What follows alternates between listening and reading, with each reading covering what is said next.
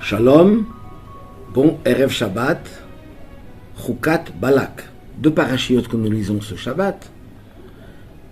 Chukat parle de la mitzvah, le début en tous les cas, de la vache rousse, Para Adoma, qui purifie ceux qui étaient impurs pour pouvoir rentrer au temple pour faire certains services.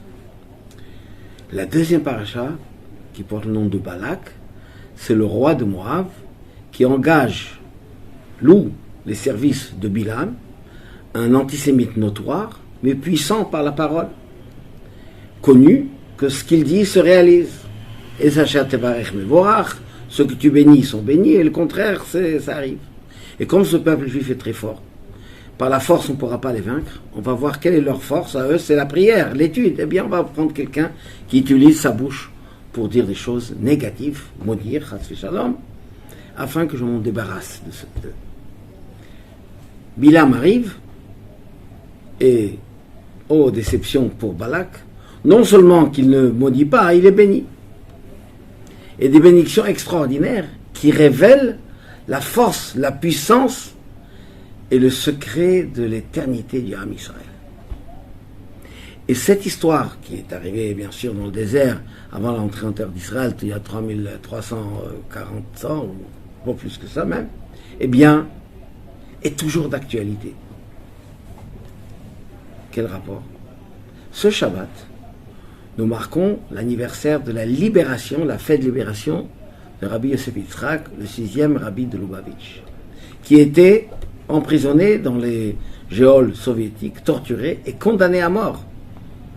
Pourquoi? Parce qu'il enseignait, il en transmettait la Torah aux enfants. Il gardait, malgré l'interdiction, il avait un réseau d'écoles, de maisons d'études, pour sauvegarder, protéger le Ham Israël.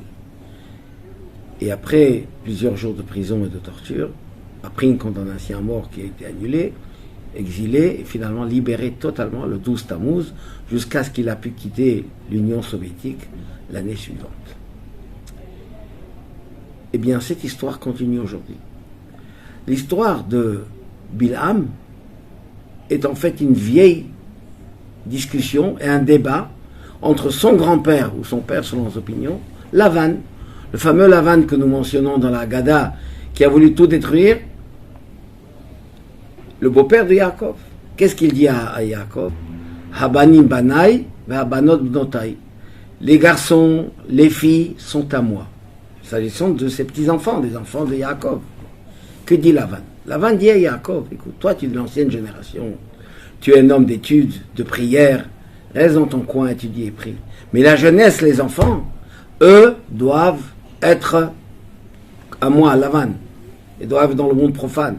Il faut les assimiler, il faut qu'ils soient comme tout le monde pour réussir dans la société. C'est un monde nouveau. Il y a une modernité, tout est différent de ce que c'était avant, il faut tout changer. Et donc, Yaakov, bien sûr, répond par l'opposition, mais en tous les cas, c'est la philosophie de Lavan. Jusqu'à ce que vienne Bilam pour corriger ça. Il dit non, le peuple juif va toujours exister, qui merosh tsuri mer'enu ou mikvaot ashurenu. Parce que je le vois, solide et fort comme les rochers, et les matriarches comme des collines. Ils sont protégés, ils ne sont pas descendants de Lavan, ils sont descendants d'Abraham, Yitzhak et Yaakov. Et c'était pour ça que le rabbi précédent a donné sa vie, pour sauvegarder, pour protéger, pour permettre au peuple d'Israël de continuer, sachant que si on va être assimilé, on sera totalement perdu, et notre peuple perdra son identité, son existence. Notre seule existence, c'est par l'étude de la Torah. Et ce Messirut Nefesh, ce sacrifice de don de soi qu'il a eu, a permis que des générations, aujourd'hui, 3e, 4e génération, on continue à préserver, à garder la Torah et enseigner à nos enfants la Torah, le mitzvot, et les voir grandir, le Torah, Chuppah ou Maasim Tovim. Shabbat Shalom ou Mevorach.